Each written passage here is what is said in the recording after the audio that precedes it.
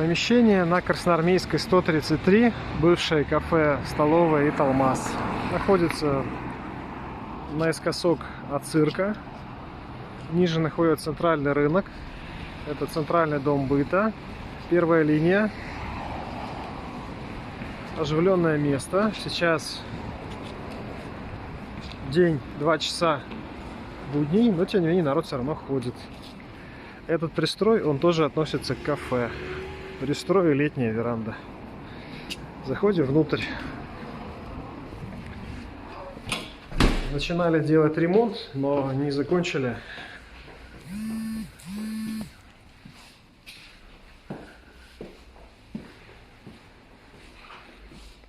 Санузел для посетителей.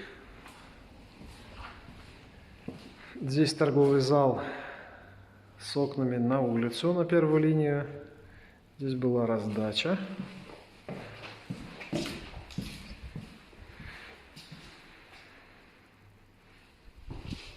Идем в производственную часть.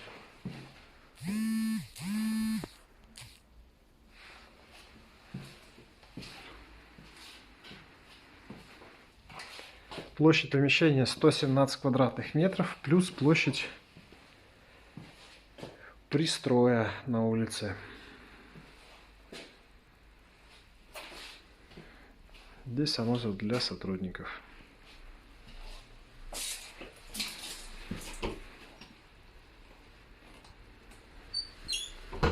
Это запасной выход пожарный.